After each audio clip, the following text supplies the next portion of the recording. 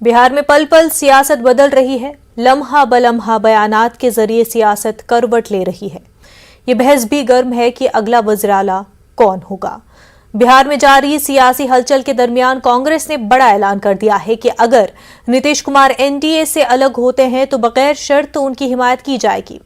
कांग्रेस अरकान असेंबली की मीटिंग में यह फैसला लिया गया। वहीं कल 11 बजे जेडीयू और आरजेडी ने अरकान असेंबली की मीटिंग बुलाई है। मीटिंग में बड़े फैसले की तवक्का की जा रही है।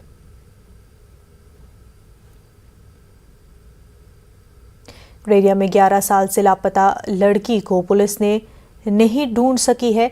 इस मामले में हाईकोर्ट ने नाराजगी जताते हुए गढ़िया के एसपी को जमकर फटकार लगाई है और पुलिस की कारकर्दगी पर सवाल उठाया है। लापता बेटी की तलाश के लिए बाप ने झारखंड हाईकोर्ट में अर्जी दायर की थी, जिस पर अदालत ने पूछा 11 सालों में कितने एसपीआई और आए और गए, लेकिन बच्ची का सुराग क्यों नहीं मिला।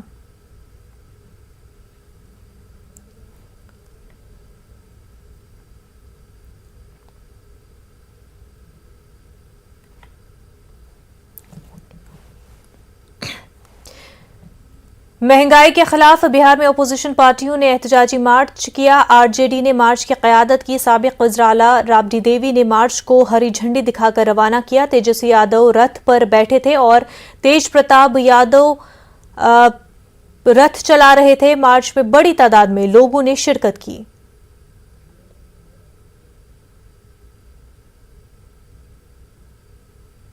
देश परेशान है महंगाई, बेरोजगारी, भ्रष्टाचार से, और जितना इन लोगों की संवैधानिक संस्थाएं हैं जो खिलौना बना रखा है, इससे सभी लोग परेशान हैं। खास तौर पे बिहार में बाढ़ और सुखाड़ से किसान परेशान हैं। तो तमाम ऐसे जन सरकार के जो मुद्दे हैं, इसको लेकर के आज हम लोग जनता के बीच आए हैं और जनता का समर्थन आप देख सकते हैं। पीछे 5 किलोमीटर तक आप देख सकते हैं, दोनों लेन में चारों ओर, आगे सगुना मोड़ से डाक बंगला तक के हम लोगों का मार्च है, प्रतिरोध मार्च, और इसमें जनता का, खासतौर पे नौजवानों का साथ मिल रहा है। इन लोगों ने नौजवानों को, किसानों को छलने का काम किया, ठगने का काम किया है सबसे पहले। और हमने खुद गाड़ी ड्राइव करके, और हमने रथ को जिस तरीके से कृष्ण ने अर्जुन को लेकर के जिस तरीके से निकलने का उन्होंने काम किया था, बिल्कुल उसी तरह हम भी इस सारथी की भूमिका में हम निकलने का काम किए। और प्रतिरोध, जिस तरीके से महंगाई और जिस तरीके से देश भर में बिना मतलब के आप देख रहे हैं कि कांग्रेस के जो राहुल गांधी जी किस तरीके से उनको मतलब कि टारगेट किया गया सांप्रदायिक ताकतों के द्वारा, हम लोग को टारगेट किया जा रहा, गरीब जनता को टारगेट किया जा रहा। पटना में मेट्रो की तामीर का काम जंगी बुनियादों पर जारी है। 15 अगस्त के बाद इस काम की रफ्तार में मजीद तेजी आएगी। शहर में मेट्रो बनने से ट्रैफिक का निजाम भी बदलने वाला है। 3 जगहों पर रूट बदले जाएंगे। पटना में ट्रैफिक प्लान क्या है, जानकारी दे रही है हमारी नुमाइंदा विनीता मिश्रा। राजधानी पटना में मेट्रो की रफ्तार दिखने लगी है, या यूं कहें कि पटना में मेट्रो ने रफ्तार पकड़ ली है। युद्ध स्तर पर काम किए जा रहे हैं। राजधानी पटना की अगर हम बात करें तो सगुना मोड़ और मोहिनुल हक स्टेडियम पर अभी ही वहां पे मेट्रो स्टेशन बनाए जा रहे हैं, लेकिन 15 अगस्त के बाद ये रफ्तार और तेजी से मेट्रो पकड़ती हुई नजर आएगी।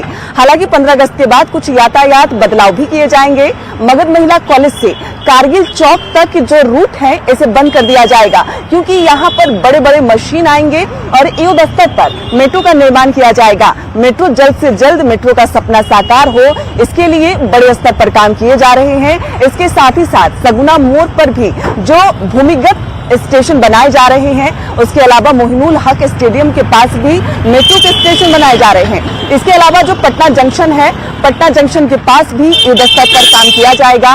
वहां भूमिगत स्टेशन बनाए जाएंगे। लगभग पटना स्टेशन पर 8 मीटर अंदर मेट्रो का स्टेशन होगा और वहां पर सबसे बड़ी चुनौती होगी मेट्रो अधिकारियों के लिए वहां पे मेट्रो का निर्माण कराना, क्योंकि वहां पे आबादी बहुत अधिक है। हर दिन लगभग 1,30,000 यात्रियों का आना जाना जाना होता है। लेकिन 15 अगस्त के बाद वहां भी एक बड़े पैमाने पर मेट्रो का निर्माण किया जाएगा। यातायात में कुछ बदलाव भी किए जाएंगे, चाहे वो गांधी मैदान का रास्ता हो या पटना जंक्शन का रास्ता हो, सभी जगह यातायात नियमों में 15 अगस्त के बाद कुछ बदलाव किए जाएंगे। लेकिन एक बड़ी चुनौती जो पटना जंक्शन पर मेट्रो का निर्माण कराना हो, उस चुनौती को भी 15 अगस्त के बाद धरातल पर उतारने की कोशिश की जाएगी और मेट्रो की जो रफ्तार है वो पकड़ती हुई नजर आएगी। कैमरा पर्सन सुबोध के साथ विनीता मिश्रा, न्यूज़ 18 पटना। गंडक नदी के पानी की सतह तेजी से कम हो रही है, लेकिन गोपालगंज के नशीबी इलाकों में रहने वाले लोगों की परेशानियां कम नहीं हो रही हैं। इस पानी में जिंदगी गुजारने की जंग जारी है। सबसे बड़ा मसला खाने पीने का है। इस बार फसल अच्छी होने की उम्मीद थी, लेकिन सैलाबी पानी में सब कुछ बर्बाद हो गया। सावन से पानी आयल बा, पानी सावन से आयल बा, नीचा पानी ऊपर पानी, नल भी खराब हो गल बा कितना दिन से। आदमी के रहे के शरण नहीं खे, खेत बाड़ी दह गल बा, कैसे आदमी जी परेशानी सब तरह से बा। हैं घर में भी पानी घुस घर में पानी घुस गल बा, कहाँ रह जाओ।